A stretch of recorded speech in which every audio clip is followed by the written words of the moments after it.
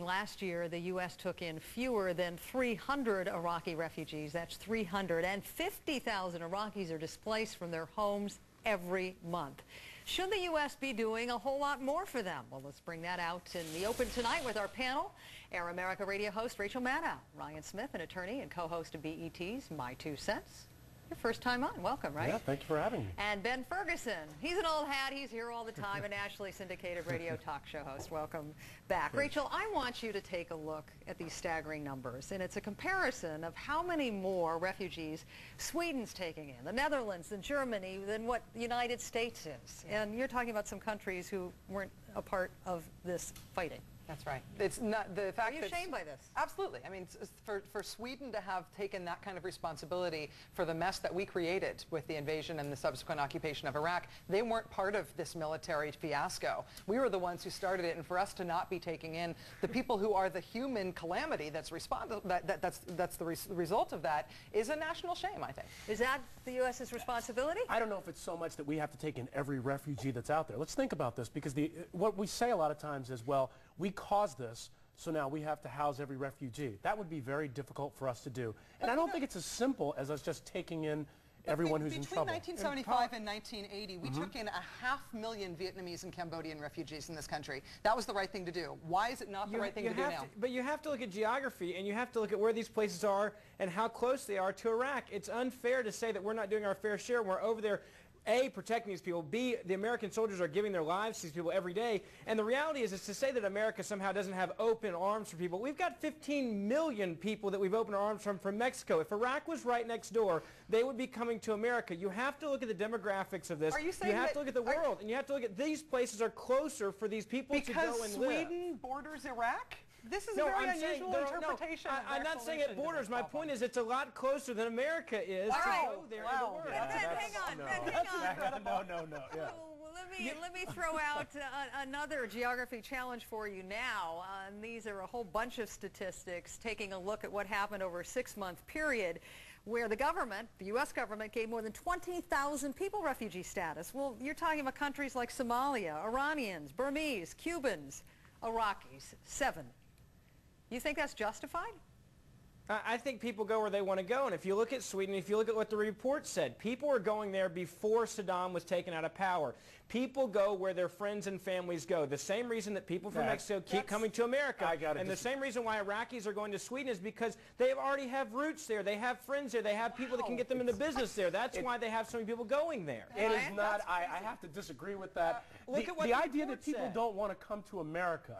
These refugees want to be here. You don't think they do? You don't think they want to be here? I'm sure they want to. I'm sure some of them want to come to America, but they also want to come where their friends are. And if most of their friends are in Sweden, so you're saying, Syria, so wait, let me understand this. Go so you're saying the number is 70 because they don't have enough friends and family here to justify them coming here. That's why the number is 70 look, as opposed to thousands. I'm not saying it shouldn't be 7,000 or 70,000, but my point is they're going to go places where they know people, and I don't think that America is not doing its fair share. We're over there right now. Men and women are giving their lives. Don't know anybody in America. What about that, Rachel? Because by this stage of this process, people were hoping that this Iraqi government would gain more strength and would have a much better ability to control its population. Yeah. What's happened instead is that the Iraqi government is not stable. The Iraqi government is not a sole source of legitimate use of force in their country. People are not only internally displaced, but they are internationally displaced. They would love to be able to come to the United States. The United States government is saying no. It's not that the Iraqis don't want to come here, and they'd be welcome if they did. The U.S. government is saying no. Other governments are saying yes, and that's unconscionable for us as a nation, as the country who started this problem. I think you have to look at the reason why America's saying no right now is because, in your words, is because we're over there trying to help build them their houses and their schools, and allowing women to go to school, allowing women to hold office, allowing women to be educated, for that matter, in their country, instead of just, band-aiding the problem, having them come to America and saying, oh, we'll take you in for a little while. We're actually trying to set up their own country for them. Band-aiding the problem by saving their lives, yeah. All right, hang on. We got a lot more to debate tonight. Hold your fire. Let's see what our Out in the Open panel has to say about non-candidate Bloomberg. Joining me again, Rachel Maddow, Ryan Smith, Ben Ferguson. Of course, every politician tells you they have the intention of finishing out their term. Is this guy going to be a spoiler? He's not going to be a spoiler. This is a bit of a ploy, and I think he knows that without Republican support, without Democratic support, what is he really going to do? He's not really popular outside of New York. No one really knows him. He doesn't have that Rudy Giuliani personality or 9/11 behind him.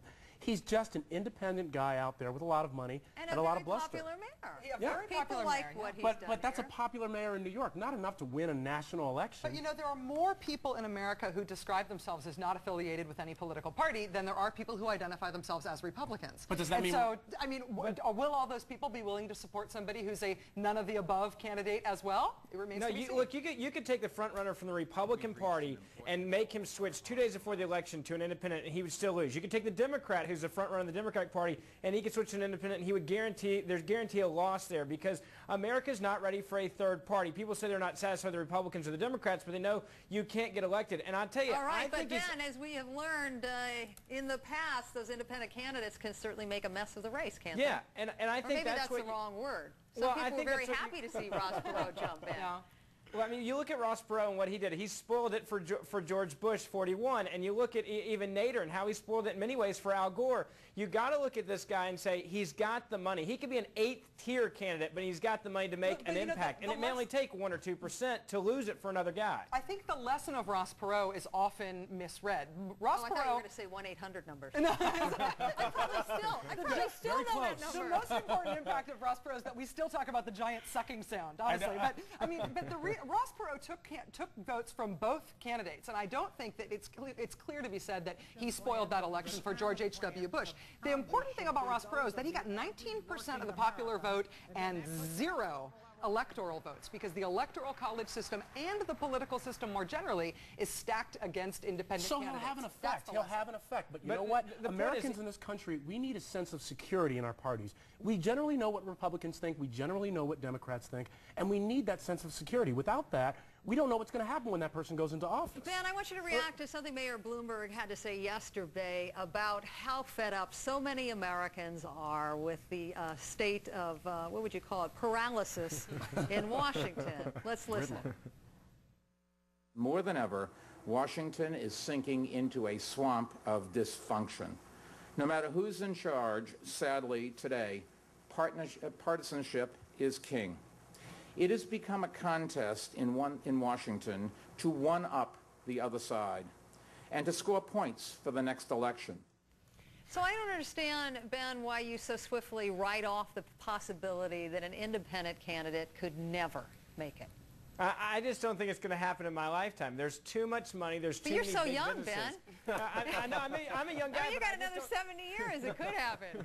I don't think it's going to happen. The reason is because the parties have the money, they have the business backing, they have the lobbying groups, they have voter blocks that vote for those parties because they have congressmen and senators that they need, and governors and locally elected officials to get things done on their agenda. And you look at this guy and you got to wonder two things here. Either one, he's trying to scare people and hey, maybe he'll get a cabinet position out of it, or two, maybe he's got a ton of money, he's bored, has a huge ego, and he just wants to be famous coast to coast. Reminds me a lot of Ross Perot. Look at their bank accounts. We just need to know.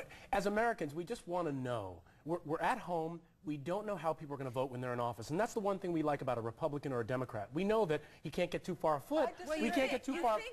But I think that a lot of Americans feel that way. They can't get too far afoot because they belong to a certain party. What if they just decide to go willy-nilly do whatever they want if you're an independent? I think Americans look at Michael Bloomberg, and the one thing they really like about him is that he is totally transparent about the fact that party labels mean nothing to him. He was a Democrat for 40 years before he became a Republican, and he was transparent about the fact that he did that just to get in the spot on the ticket, and he wanted to get on to run for mayor of New York. That's kind of refreshing.